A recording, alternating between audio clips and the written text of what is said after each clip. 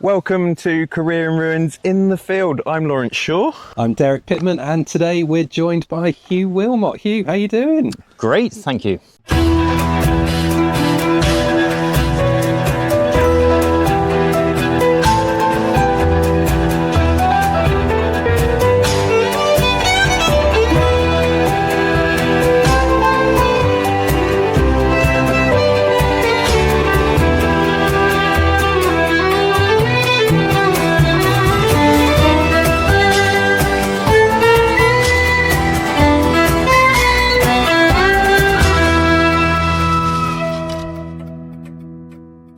We've come and joined you in Cerne Abbas in Dorset, just down the road from me, just up the road from Derek, even though Derek's only been once or twice before, poor excuse to come and visit.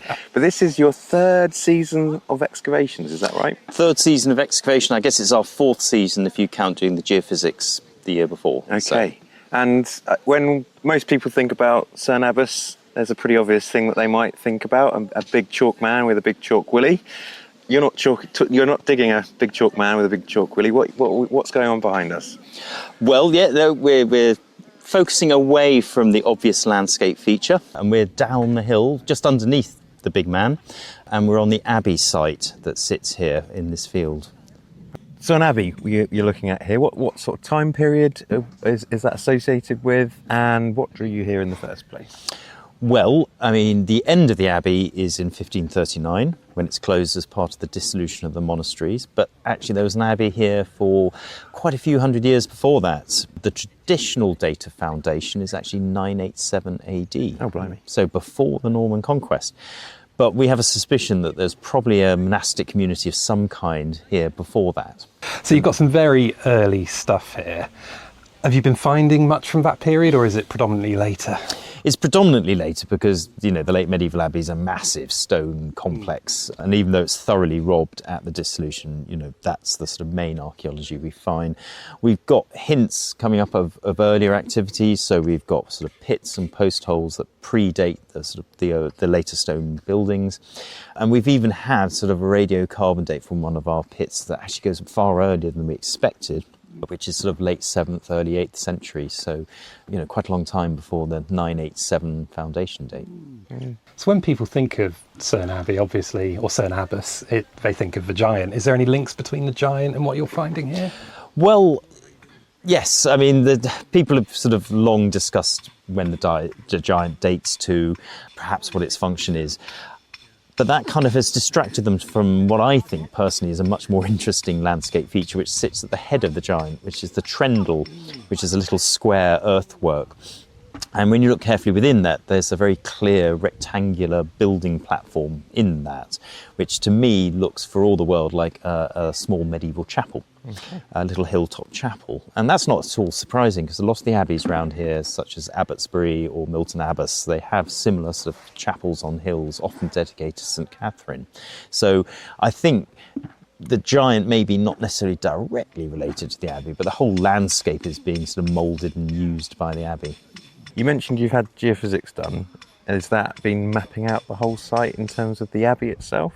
Yeah, we've done a lot of geophysics, which is still ongoing. In this field where we are now, we've done ground penetrating radar across the whole field, which is the first time the abbey remains were found. The University of Bournemouth did geophysics about 10 years ago here, but using different techniques that weren't successful. Mm-hmm. Classic us. It's just too deep. We've also had, in collaboration with Time Teams, some geophysics up on the hill, on the trendle itself. And that shows, you know, pretty much what the topography is telling us, that there's actually a building in the middle of that earthwork. So again, that would be something that would be nice to ground truth at some point. Oh, that sounds exciting. Now I notice a variety of hard-working individuals in the trench while you sit here having a chat with us, getting a bit damp. They seem to be from a whole variety of different backgrounds. Is that fair to say in terms of students, volunteers? Yeah, absolutely. I mean, this is a dig that draws people from a number of British universities. So we've got students from Bournemouth, we've got students from Cambridge and other places, we've got international volunteers, and of course we have a lot of local volunteers who help out. So it's a really nice mix of people all coming here to help discover the Abbey. Oh, fantastic. Well, as the rain draws in and we get damper and damper, I feel like that's a good little insight into the excavations here and Hugh's project and the University of Sheffield's sort of research season. Will you be back again next year?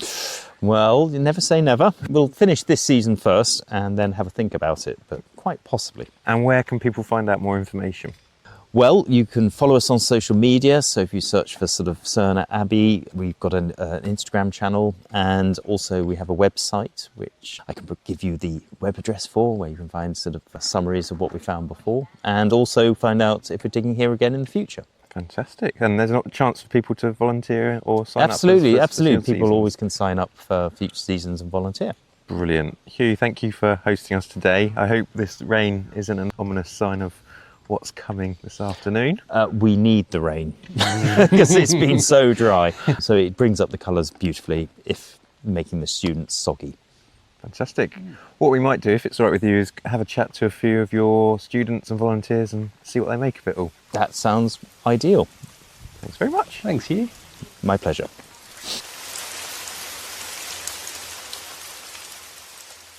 So Hannah, you're a student of mine at Bournemouth University. Yes. What brings you out to a dig over here at Cerne Abbas?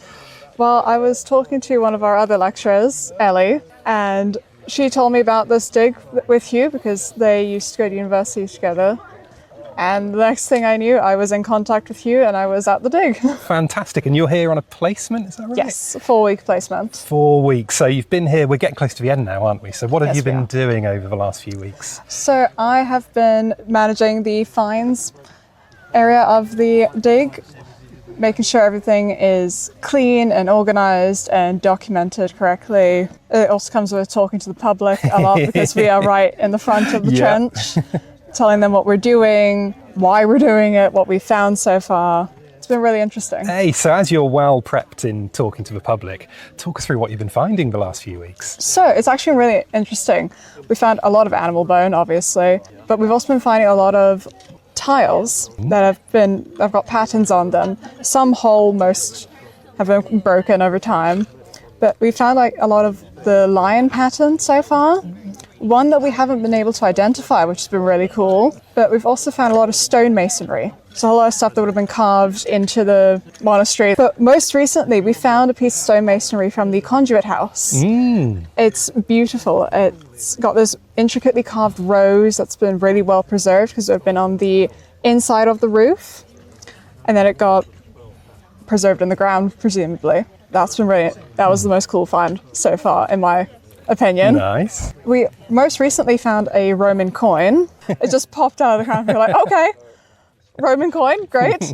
Today has been a bit slow because of the rain, Yeah. but we've had a lot of pot coming out of one of our sections, which has been really interesting because it all seems to be from the same pot. So chances are we're going to go back to the lab and try to piece it together. Nice. So this is obviously an amazing dig, but you cut your teeth digging with our friends over at the Duratriges Yes. Big Dig. How do the two digs compare? They're very different digs. Duratriges is over a much bigger area. This is over a much smaller area. So we tend to be a bit closer to each other, which is nice.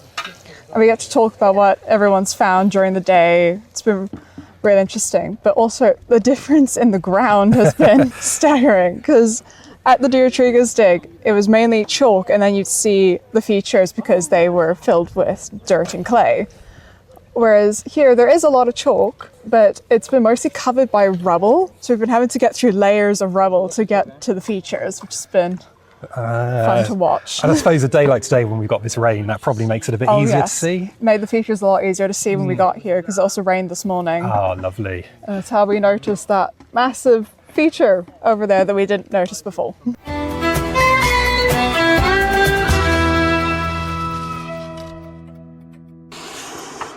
Will, how are we doing? Very good, thank you. See you. Good to see you, yeah. Nice. Oh, sorry, You're yeah. there, pal. Talk us through what you're up to.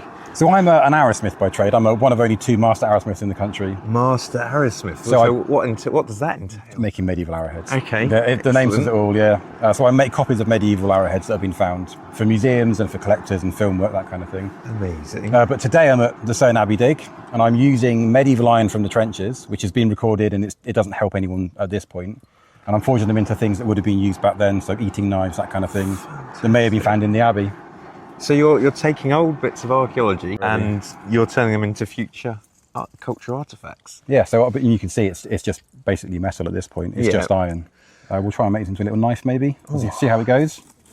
And so what sort of temperature do you need to get that metal up to rework it? So to rework this, you want to be at about 1800 degrees. If it's steel, you can be a little bit colder because iron has laminations in it that want to fall apart on you at cold temperatures. Okay. We'll see how this does. It might just fall apart. There's some jeopardy for you. Well, we believe in you, Will. We believe in you. So talk us through your setup. It all looks very extravagant and elaborate.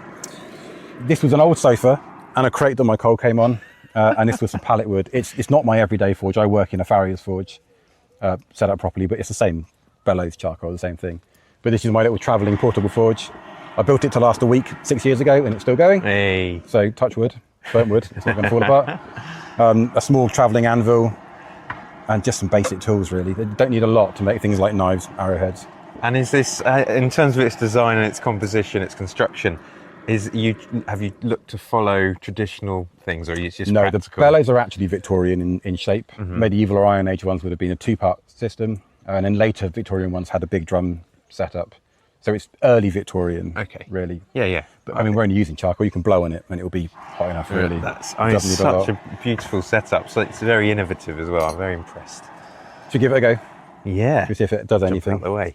Getting close, Dezza.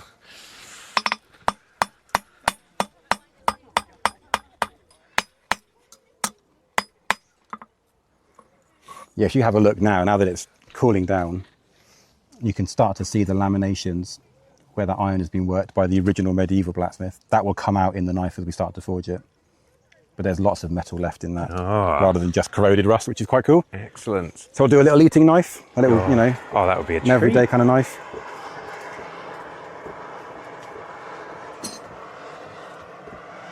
So how did you become a master arrowsmith? Yeah. So I've kind of been doing blacksmithing kind of as a general skill and a hobby, really, while doing other things.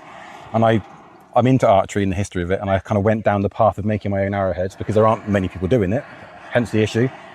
And then after about 10 years of researching and studying and making copies of arrowheads that other people aren't making, I then took my master arrowsmith sort of test exam, if you will.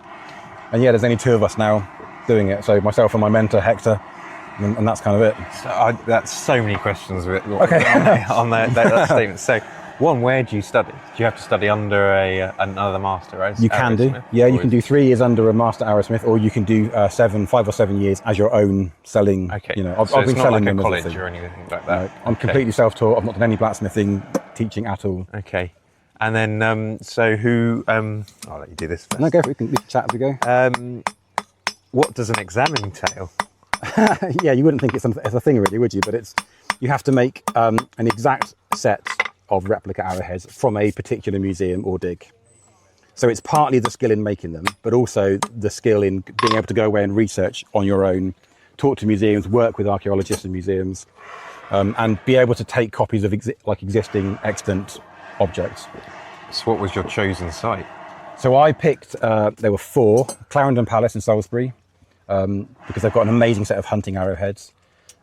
One of the Viking heads from Coppergate in York, Right. and then a set of London Museum Type 16 barbed heads was my Very kind of nice. my big setup. Yeah, And so there's a few sort of what look to be a bit like arrowheads on the. they're on your almost brick there. arrowheads. Yeah, so these are going to be barbed arrowheads, and they're made in 2 parts. So these are your iron sockets. Iron's great for working because it's soft and malleable, but it doesn't hold an edge, so you can't hit things with it and it won't do any damage. Mm-hmm. What we then do is we weld in the forge. We forge weld carbon steel barbs onto those. Wow. And that gives you your cutting edge, yeah. And I've got to make 80 of these for a job coming up, so I'm just trying to churn them out as I can. And you're getting distracted by Well, career in that's ruins. okay.